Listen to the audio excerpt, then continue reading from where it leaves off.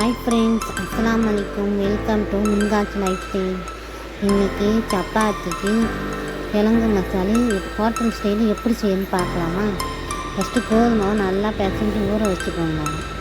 உருளைக்கிழங்கு, பச்சை பட்டாணி, இந்த காஞ்ச பச்சை பட்டாணி இருக்குல்ல, அது மதியானமே சுடுதண்ணியில் கூட ஊற போட்டுருங்க. இந்த மாதிரி ஊற போட்டு உருளைக்கிழங்கு பச்சை பட்டாணி ஒன்றா வேக வச்சு உருளைக்கிழங்கு வச்சுக்கோங்க. பட்டாணி அதுக்கு மஞ்சத்தூள், மிளகாத்தூள், கரம் மசாலா போட்டுக்கோங்க. பெரிய வெங்காயம், சோம்பு போட்டு தாளிச்சுக்கணும். பெரிய வெங்காயம், தக்காளி, கருவேப்பிலை, பூண்டு தட்டி போட்டுக்கோங்க. பூண்டெல்லாம் தட்டி போட்டுக்கோங்க. இந்த மாதிரி தாளிச்சுக்கோங்க.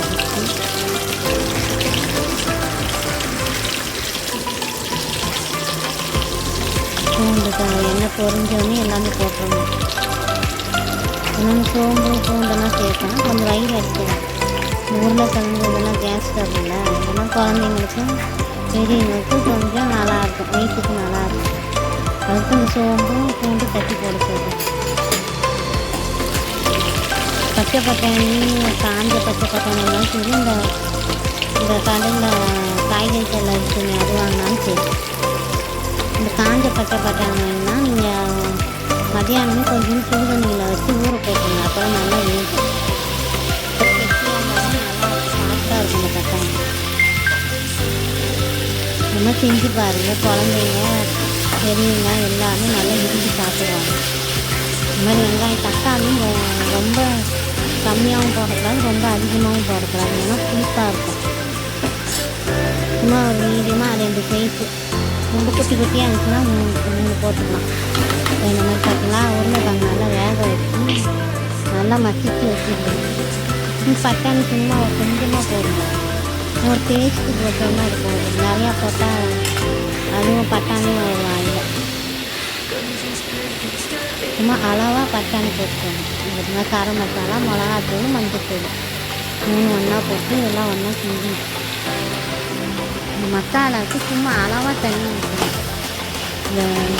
இந்த கிழங்கு வேக வச்சாச்சு, பட்டாணி வெந்துருச்சு. அப்போ இந்த மசாலாவுக்கு மட்டும் உப்பு பிடிக்கிறதுக்கு மட்டும் சும்மா ஒரு சின்ன டம்ளர் 1 டம்ளர் ஊற்றணும். உப்பு போட்டுக்கோங்க. ஏன்னா கிழங்குலையும் பட்டாணி போட்டிருக்கோம். அதனால் இப்போ இந்த வெங்காயத்துக்கு தக்காளிக்கு மட்டும் உப்பு நீங்கள் போட்டால் போதும்.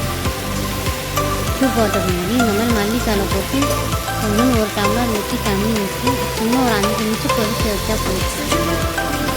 நீங்கள் எதுவுமே நீங்கள் கடலை மாவு அரைச்சிக்கலாம், பொட்டுக்கடலை மாவு ஊற்றலாம். இந்த மாதிரி ஒரு தடவை செஞ்சு பாருங்கள், உங்களுக்கு ரொம்ப பிடிக்கும். பார்த்தீங்களா, செம்மையாக வந்துருச்சு. பார்த்தீங்களா, இந்த மாதிரி சப்பாத்தி இது பண்ணால் பிள்ளைங்க வேணும் கேட்டு பெரியவங்க எல்லாருமே உங்களை பாராட்டுவாங்க. பாருங்கள், இதை நானும் செஞ்சு இந்த மாதிரி பாராட்டு வாங்கியிருக்கேன். அதனால தான் நாங்கள் உங்களுக்கு இது வீடியோவாக போட்டிருக்கேன்.